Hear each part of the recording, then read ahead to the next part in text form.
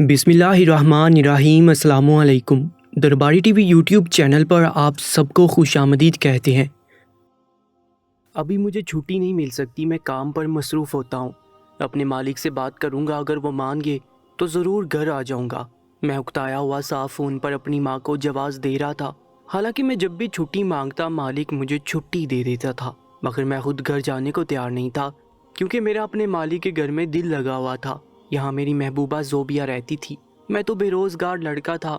जिस लड़की के इश्क में मुब्तला था उसकी एक अमीर मर्द से शादी हो गई, और उसने मुझे फिर भी अकेला नहीं छोड़ा, बल्कि अपने शोहर के उस शानदार से घर में मुलाजिम बनाकर ले आई। पस से पर्दा हमारी खुफिया मुलाकातें और मोहब्बत भी चल रही थी, मगर बज़ाहिर मैं बहुत मजबूरी में ये नौकरी करने आया हुआ था। मेरा काम बहुत आसान था, तनख्वाह भी बहुत ज़्यादा थी।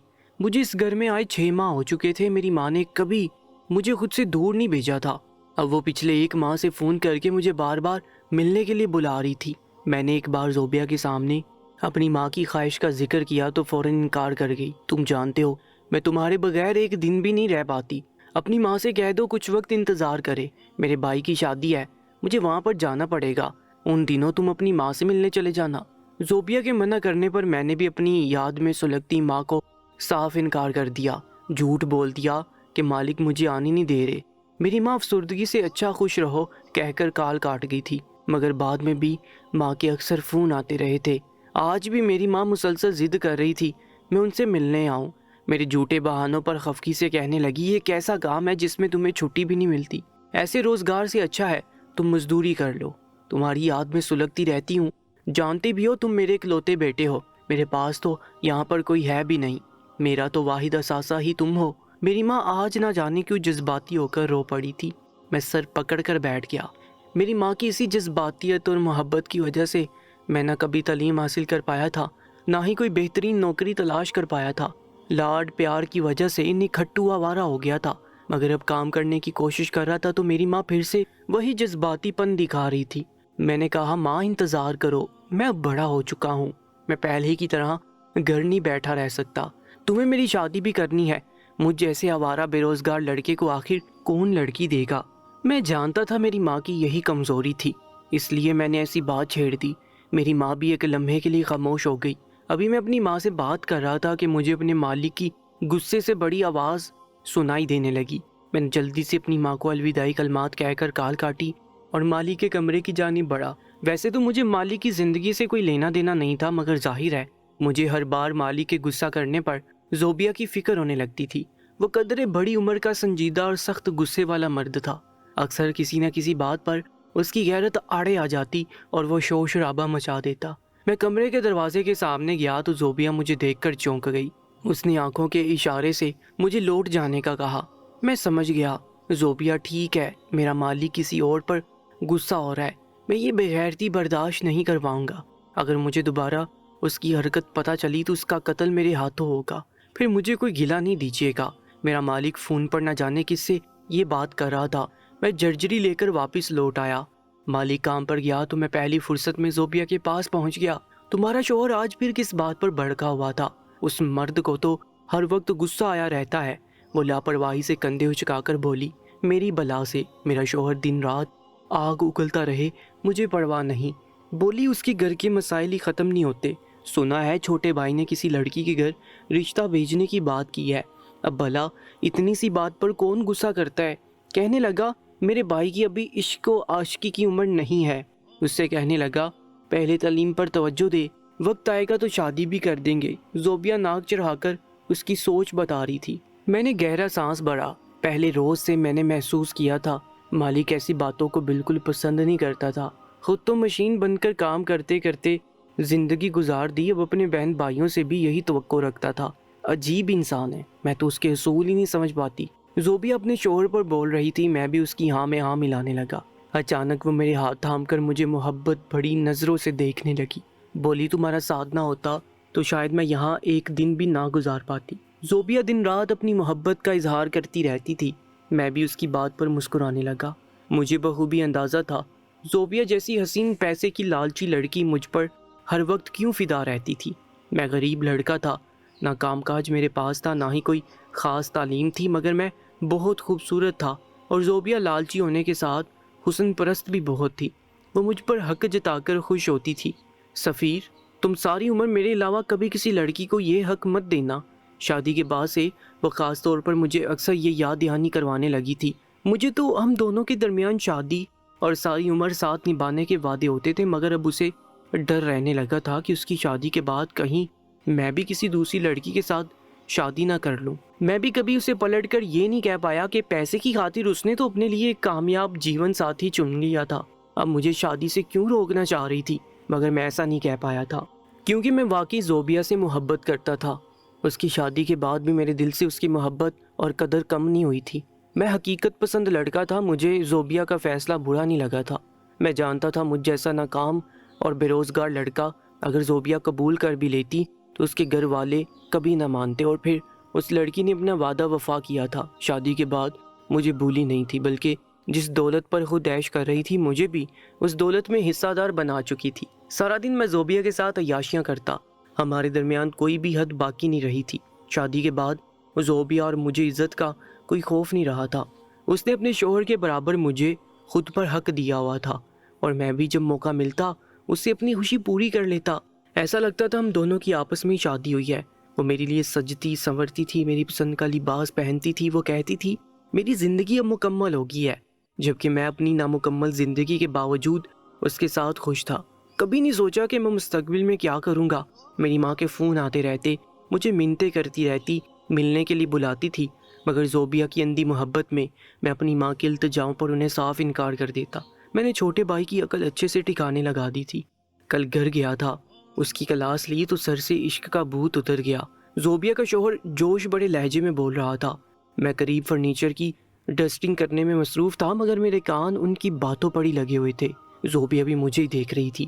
اپنے شوہر سے کہنے لگی، تم نے ایسا کیا کیا کہ وہ اپنی محبت بھول گیا؟ حالانکہ کل تک تو وہ بھوک ہڑتال کر کے بھی اس لڑکی کے لیے تم سب کو منانا چاہتا تھا۔ زوبیا کا سوال میرے دماغ میں بھی کلبلا رہا تھا۔ میرا مالک کہہ لگا کر بولا، میں نے صرف سادہ سی بات کی ہے۔ اس سے کہا کہ اگر اس لڑکی سے شادی کی ضد کرو گے تو میں کاروبار میں تمہیں کوئی حصہ نہیں دوں گا۔ میرے سب بہن بھائی جانتے ہیں، میرے والد کی وفات کے بعد میں نے نہایت چھوٹے سے کاروبار کو محنت سے اتنا بڑا بزنس بنایا۔ آج پورا گھر میری وجہ سے عیش کر رہا ہے۔ اگر میں اپنے بھائی کو اپنے کاروبار میں حصہ نہ دوں تو وہ کسی قابل نہیں رہے گا۔ کہنے لگا، پسند محبت کچھ نہیں ہوتی، ان باتوں سے پیٹ نہیں بڑا کرتے۔ میں نے بھی اپنے بھائی کو سمجھایا، اگر میں اسے آج اپنے کاروبار سے الگ کر دوں تو اس لڑکی کا رشتہ کبھی نہیں ملے گا۔ اگر وہ خاموشی سے اپنی تعلیم پر دھیان دے، کامیاب ہو جائے تو پھر ہم اس کے رشتے کے بارے میں ضرور سوچیں گے، میرا مالک فخر سے بتا رہا تھا۔ زوبیا نے بیزاری سے سر جھٹکا، اسے اپنے شوہر کی یہ باتیں زہر لگتی تھیں۔ مجھے زوبیا کا جملہ یاد آیا کہ اس نے شادی کے فوراً بعد ایک روز مجھے افسردگی سے بتایا تھا، میں اپنے شوہر کو کبھی دل میں جگہ نہیں دے پاؤں گی، کیونکہ وہ ایسا عجیب انسان ہے جو محبت سے ہی نفرت کرتا ہے، اسے یہ سب جھوٹ اور بکواس لگتا ہے۔ کہنے لگی، میرا شوہر تو محبت کا ذکر بھی سن لے تو ایسے بھڑک اٹھتا ہے جیسے قتل کر بیٹھے گا۔ اب میں نے اپنی آنکھوں سے مالک کو دیکھ لیا تھا، وہ واقعی ان معاملات میں بہت زیادہ غیرت مند تھا۔ اسے شادی سے پہلے پسندیدگی اور ملاقاتوں کا سلسلہ اچھا نہیں لگتا۔ ان باتوں میں وہ شخص بہت سنجیدہ اور ایماندار تھا۔ اگر میں زوبیا سے محبت نہ کرتا تو اسے ضرور احساس دلاتا کہ اس کا شوہر ایک نایاب مرد ہے۔ آج کی دنیا میں ایسا کوئی مرد نہیں جس نے اپنے دل میں کسی غیر عورت کو نہ بسایا ہو، مگر وہ پوری مخلصی سے زوبیا کو اپنی زندگی میں شامل کر چکا تھا۔ مگر ایسی باتیں سمجھانے میں میرا ہی نقصان تھا۔ اب مجھے زوبیا کی محبت کے ساتھ اس کی قربت اور پیسے کی بھی عادت ہو چکی تھی، اس لیے میں سب سمجھ کر بھی زوبیا کی ہاں میں ہاں ملاتا رہتا تھا۔ اس میں کیا حرج ہے؟ تمہارا بھائی اگر اس لڑکی کو پسند کرتا ہے تو شادی کروانے میں کوئی نقصان نہیں ہے، تمہیں تو خوش ہونا چاہیے۔ تمہارا بھائی وقت گزاری نہیں کر رہا، اس لڑکی کے لیے سنجیدہ ہے، اس سے شادی کرنا چاہتا ہے۔ اگر تم لوگوں نے اب شادی نہ کی اور لڑکی کی کہیں اور شادی ہو گئی تو ساری عمر تمہارا بھائی اس بات کو بھلا نہیں پائے گا۔ زوبیا اپنے شوہر سے بحث کر رہی تھی۔ میرے بھائی کا قصور ہے، اسے میرے سامنے اس قسم کی کوئی بات نہیں کرنا چاہیے۔ وہ سب جانتے ہیں مجھے ان وقتی محبتوں سے شدید نفرت ہے۔ یہ محبت کے کھیل تماشے مرد کی زندگی برباد کر دیتے ہیں۔ بولتے ہوئے زوبیا کے شوہر کا چہرہ سرخ ہو گیا تھا۔ زوبیا اور میں ٹھٹک کر اسے دیکھنے لگے۔ وہ بولا، میرے باپ نے بھی ایک عورت کے عشق میں اپنی زندگی برباد کی تھی، اور میری ماں کو کبھی بیوی کی حیثیت نہیں دی تھی۔ وہ میری ماں کو غلام اور کھلونا سمجھتا تھا۔ ہم بچوں کو کبھی پیار کی نظر سے نہیں دیکھا تھا، ہر وقت غمزدہ رہتا تھا، کیونکہ میرے باپ کی محبت شادی کے روز مر گئی تھی، اور میرا باپ ساری زندگی وہی روگ سینے سے لگائے رہا تھا کہ وہ اس سے نکاح بھی نہیں کر پایا تھا۔ اس کے عشق میں اتنا پاگل تھا کہ زہر اگل کر مر گیا۔ مالک کی بات مجھے اور زوبیہ کو ساکن کر گئی تھی۔ بولا، اولاد اور گھر والوں سے بڑھ کر کون ہو سکتا ہے؟ مالک بیزاری سے تنفر سے بول رہا تھا۔ مجھے اس کے غصے کی وجہ سمجھ آئی تو گہرا سانس بھر گیا۔ زوبیہ مزید کچھ نہیں بول پائی تھی۔ میرا مالک صرف باتیں کرنے والا شخص نہیں تھا، وہ جو کہتا تھا وہی کرتا تھا۔ بیوی سے باتیں کرتے ہوئے مالک کی مجھ پر نظر پڑی تو چونک گیا۔ اچانک کہنے لگا، لڑکے، کہیں تم بھی ایسی کسی بیماری میں مبتلا تو نہیں ہو؟ میں اس اچانک سوال پر بری طرح گڑبڑا گیا۔ بے ساختہ میری نظریں زوبیہ کی جانب اٹھیں، وہ بھی گھبرا کر اپنے شوہر کو دیکھنے لگی۔ تم ملازمین سے یہ کیسی باتیں کر رہے ہو؟ اس لڑکے کی زندگی سے تمہارا کیا لینا دینا؟ زوبیہ نے فوراً اپنے شوہر کو ٹوکا تھا۔ وہ اطمینان سے بولا، میں بس ایک سوال کر رہا ہوں۔ پھر مجھ سے بولا، تم شریف اور معصوم لڑکے لگتے ہو، بیوی کے علاوہ یہ حق کبھی کسی کو مت دینا۔ اس سب میں کچھ نہیں رکھا، محنت کر کے خود کو پہلے اس قابل بناؤ کہ تم معاشرے میں عزت سے سر اٹھا کر جی سکو۔ ایسے کاموں میں پڑو گے تو کبھی کچھ بن نہیں پاؤ گے۔ میرے باپ نے بھی اپنے لاکھوں کے کاروبار کو اتنا خراب کر لیا تھا کہ چند ٹکے کمانا بھی اس کے لیے مشکل ہو گیا تھا۔ کہنے لگا، اگر میں محنت نہ کرتا تو آج ہم بھوکے سڑک پر پڑے ہوتے۔ میرا مالک عجیب سا انسان تھا، کبھی وہ غصے میں کسی کو دیکھنا بھی گوارا نہیں کرتا تھا۔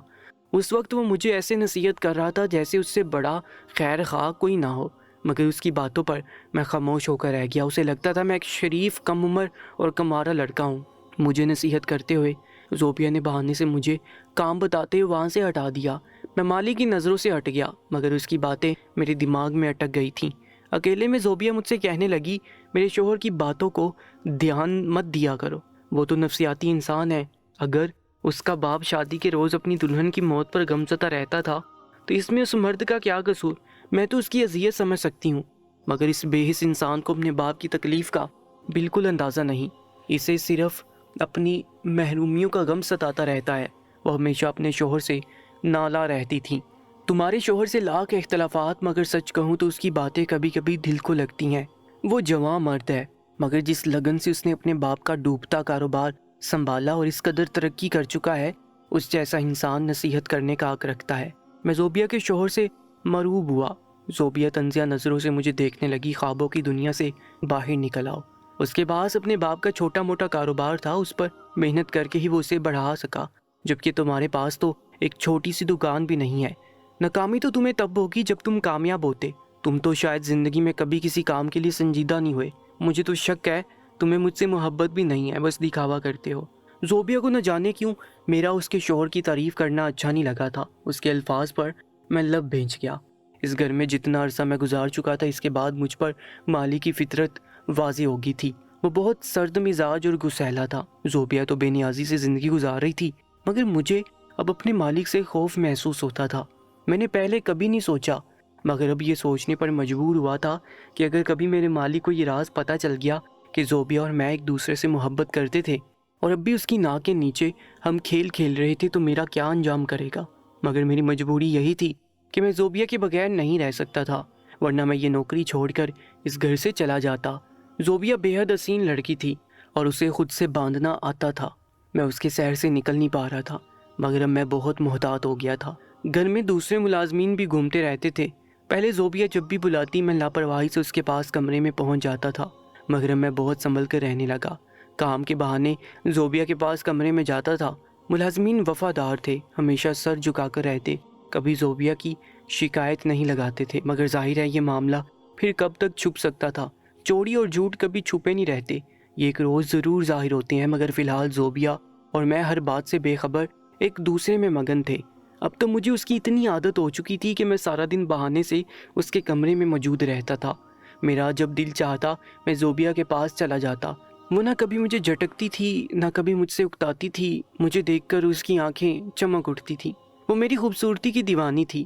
میرا مالک جب بھی کام کے سلسلے میں دوسرے شہر جاتا یا پھر اپنے گھر والوں سے ملنے جاتا تو میں ملازمین سے چھپ کر زوبیہ کے کمرے میں چلا جاتا اور پوری رات اس کے پاس رہتا۔ وہ بھی ایک ایسی رات تھی، مالک گھر پہ نہیں تھے۔ ان کے بھائی نے ان کے سمجھانے کے بعد خوب محنت کی और अब सुना था कि उसका बेहतरीन रिजल्ट आया था। मालिक इसी खुशी में अपने घर गए थे और मैं उनकी गैर मौजूदगी का फ़ायदा उठाकर ज़ोबिया के साथ ज़्यादा से ज़्यादा वक्त गुजारना चाहता था। मगर उस रात ज़ोबिया ने मुझे कहा, रात को मेरे कमरे में मत आना, मैं थकन का शिकार रहने लगी हूँ, इसलिए आराम करूँगी, तुम्हें वक्त नहीं दे पाऊँगी। उसकी हिदायत पर मैंने सर हिला दिया, मगर रात को सोने तक मुझे इसकी फ़िक्र सताने लगी। ज़ोबिया चुप चुप सी रहने लगी थी, मेरे पूछने पर भी कुछ नहीं बता पाई, मगर मुझे उसकी फ़िक्र होने लगी। मैं सुकून से सो नहीं पाया, ज़ोबिया का बार बार ख्याल आ रहा था। बेचैनी बढ़ी तो मैं उठ बैठा, सोचा कुछ देर ज़ोबिया के पास बैठूंगा। वो छोटी छोटी सी बात को सर पर सवार कर लेने वाली लड़की थी। मैं उसकी परेशानी बांटना चाहता था। उसके कमरे की तरफ चल पड़ा, मगर जब कमरे का दरवाज़ा खोला तो सामने मंजर मेरी रूह को लरजा गया था। मेरे लबों से बेसाख्ता चीख निकली थी, जिसे मैंने बर वक्त अपने मुंह में दबा लिया ताकि आवाज़ से कोई मतवज्जो ना हो। आगे बढ़ने की बजाय मैं उल्टे कदमों पीछे भागा। मेरा पूरा वजूद पसीने से तर होने लगा। मेरे वजूद पर ऐसा लर्जा तारी हो गया जैसे मैं ज़ल्ज़लों की ज़िद में हूँ। मैं अपने बाल नोचने लगा। सुबह सवेरे फजर के करीब मेरी माँ का फ़ोन फिर से आ गया। कहने लगी, मेरा दिल बहुत बेचैन है, मुझसे थोड़ी देर मिलने चले आओ, तुम्हें देखे ही ना जाने कितने माह हो गए, अपनी माँ पर तरस खाओ। मेरी माँ बुरी तरह रो रही थी। मुझे शर्मिंदगी होने लगी, जो मुझे 7 मिनट के लिए भी खुद से दूर नहीं करती थी। मैं उससे पिछले 7 माह से दूर था। फ़ोन पर बात करके मेरी माँ मज़ीद बेताब हो जाती थी, मुझे देखने के लिए मचल रही थी। अब तो मैं भागना चाहता था। रात का मंजर मेरी आंखों से जा नहीं रहा था। सुबह सुबह गम की कैफियत में मैंने अपना सामान बांधा और किसी को भी इतला दिए बगैर खामोशी से घर से निकल आया। मेरा घर भी उस शहर के छोटे पसमानदा से इलाके में था। मैंने टैक्सी ली और घर पहुंच गया। मेरे पहुंचने तक दिन निकल आया था। कितनी देर दरवाज़ा बजाता रहा, किसी ने दरवाज़ा नहीं खोला। मुझे फ़िक्र होने लगी। माँ के अल्फाज याद आए और होते हुए बार बार कह रही थी, मेरा दिल बहुत बेचैन है, तबीयत अजीब सी हो रही है, एक दिन के लिए चले आओ, बस तुम्हें देखना चाहती हूँ। मैं बौखला गया, अपना बैग वहीं फेंका और दीवार फलांग कर घर में उतरा। घर खाली और वीरान पड़ा था।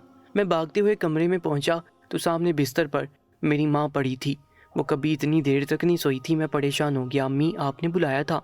देखिए मैं आ गया। आने में थोड़ी देर कर दी, मगर अब मैं आपके पास ही रहूँगा, वापस नहीं जाऊँगा। मैं अपनी माँ को पुकारते हुए उनके करीब गया, उन्हें हिलाकर जगाने की कोशिश की, आवाज़ें देता रहा, मगर मेरी माँ के बेजान वजूद में कोई हरकत नहीं हुई थी। मैंने खौफज़दा नज़रों से अपनी माँ को देखा, वो बिल्कुल साकित पड़ी हुई थी। मेरा दिल बैठ गया। हमारे मोहल्ले में एक नर्स रहती थी। मैं भागा भागा नर्स के घर पहुंचा, उसे अपनी माँ की हालत का बताया तो वो औरत सर पर दुपट्टा रखकर मेरे साथ ही चल पड़ी। कहने लगी, पिछले कुछ दिन से तुम्हारी माँ की तबीयत बहुत ज़्यादा ख़राब थी। मुझे 2-3 बार बुलाया, ब्लड प्रेशर ज़्यादा हाई हो रहा था, हर वक्त रोती रहती थी, बेटे की याद आती है। तुमसे नाराज़ नहीं थी, खुद भी कहती थी मैंने अपने बेटे को हर वक्त अपने करीब रखकर बहुत गलत किया। अब वो ज़िंदगी में संजीदा हो गया है, मगर मैं उसकी राह में रुकावट बन रही हूँ। उसकी याद मुझे कहीं चैन नहीं लेने देती। उसे फ़ोन कर कर के तंग करती रहती हूँ। तुम्हारी माँ तुम्हें याद करके भी खुद परेशान होती रहती थी। घर पहुँचने तक उस नर्स ने मुझे बताया तो मेरा दिल गम से बढ़ गया। मेरी माँ किस साल में रही और मुझे खबर तक नहीं थी। ज़ोबिया के इश्क में मैं अंधा हो गया था। दुनिया बुला दी, अपना वाहिद खूनी रिश्ता तक बुला बैठा था। नर्स ने मेरी माँ को चेक करके अफसोस से नफ़ी में सर हिलाया। बेटा, मुझे अफसोस है, तुम्हारी वालिदा का इंतकाल हो चुका है। शायद तुम्हारी मुंतज़िर थी, इसलिए तुम्हारे पहुँचते ही आंखें बंद कर लीं। नर्स के बताने पर मैं गम से चीख उठा था। मैं उसे क्या बताता, मेरी पहुँचने से पहले मेरी माँ मर चुकी थी। पिछले 7 माह से वो तड़प रही थी, बार बार बुलाती रहती थी, मगर मैं उनके बुलाने पर भी नहीं आया। आज भी मैं आया था तो वजह और थी। सच तो ये था कि मैं उस घर से भागकर यहाँ आया था। रात को ज़ोबिया के कमरे में पहुंचकर मैंने बहुत दर्दनाक मंजर देखा था। ज़ोबिया का निहायत बुरी तरह से कत्ल किया गया था। उसके सीने पर गोली का निशान था और वजूद खून से तर हो रहा था। वो मंजर मुझे दहला गया था। मैं इतना खौफज़दा हुआ, आगे बढ़कर ज़ोबिया को संभाला तक नहीं, ना जानने की कोशिश की उसका कत्ल किसने और क्यों किया था। मैंने कुछ नहीं देखा। मैं बुज़दिलों की तरह वापस भागा था, मगर घर पहुंचने में ही देर कर दी थी। मेरी राह तकती माँ की आंखें बंद हो चुकी थी। मैं चीख चीख कर अपनी माँ के लिए रो रहा था। ज़िंदगी में 2 औरतों से ही मैं मोहब्बत करता था, मगर अपनी माँ की मोहब्बत पर मैंने ज़ोबिया की मोहब्बत को तरजीह दी थी। वो भी दर्दनाक मौत मर चुकी थी और माँ भी मेरे इंतज़ार में मर गई। मैं अकेला होकर रह गया था। सारा दिन घर में गमज़दा सा पड़ा रहता था। सारा दिन ज़ोबिया से बातें करने की आदत थी। दिन में एक बार मेरी माँ का भी फ़ोन आता था, मगर वो दोनों मुझे छोड़कर जा चुकी थी। میں کام تو ویسے ہی چھوڑ آیا تھا اور اب تو ضرورت بھی نہیں رہی تھی۔ زوبیہ کی خاطر میں وہاں کام پر گیا تھا، اس کے بغیر اس جگہ پر قدم رکھنا بھی میرے لیے اذیت تھا۔ مگر انہی دنوں مجھے مالک کا فون آ گیا، میں ٹھٹک گیا۔ ظاہر ہے میرا نمبر مالک کے پاس تھا۔ حیرت تو یہ تھی کہ مجھے فون کال 10 دن کے بعد آ رہی تھی، حالانکہ مجھے لگا تھا کہ کام چھوڑ کر آتے ہی دوسرے دن میرا مالک مجھے فون کر کے اچانک جانے کی وجہ پوچھے گا۔ میں نے ڈرتے ڈرتے فون کان سے لگایا۔ تم نے میرے گھر سے یوں خاموشی سے بھاگ کر مجھے ایک بات کا یقین دلا دیا ہے کہ تم معصوم یا شریف لڑکے بالکل نہیں ہو۔ ابھی میں نے کال اٹینڈ کر کے فون کان پر لگایا ہی تھا کہ مالک کی سرد سی آواز میرے کانوں سے ٹکرائی۔ میں تھر تھرا کر رہ گیا۔ صاحب میرے گھر میں مجبوری ہو گئی تھی۔ میں نے ڈرتے ڈرتے ابھی اتنا کہا کہ وہ غصہ ہو گیا۔ تمہاری محبوبہ کو تو میں مار چکا ہوں، مگر تم خوش نصیب تھے، عین وقت پر میرے گھر سے بھاگ گئے، کیونکہ میری بیوی کے ساتھ منہ کالا کرنے والے مرد کا چہرہ مجھے بعد میں نظر آیا۔ اگر تب مجھے یہ پتہ ہوتا کہ وہ تمہارے ساتھ رنگ رلیاں مناتی ہے تو میں موقع پر تم دونوں کو موت دے دیتا۔ مالک کے الفاظ میری ریڑھ کی ہڈی میں سنسنی سی لہر دہرا کے وہ کہنے لگا، تم جانتے ہو میں غیرت کے معاملے میں بہت سنجیدہ ہوں، مگر یہ سب ویسے بھی ناپسند ہے۔ مگر تم نے تو میرے گھر میں ہی چور راستہ بنایا ہوا تھا۔ مجھے 2-3 بار ملازمی نے اشارہ دینے کی کوشش کی، مگر میں سمجھ نہیں پایا۔ میری ایک ضروری فائل گم ہوئی تو اپنے گھر میں لگے خفیہ کیمروں کی ریکارڈنگ چیک کی۔ تب ایک ریکارڈنگ میں مجھے میری بدکار بیوی کسی مرد کے ساتھ بدکاری کرتی ہوئی نظر آئی۔ میں حیا کے مارے تفصیل سے نہیں دیکھ پایا، نہ میں مرد کی صورت دیکھ پایا تھا۔ میں نے غصے میں ویڈیو بند کر دی۔ وہ بدکار لڑکی اب ماں بننے والی تھی، نہ جانے بچے کا باپ کون تھا۔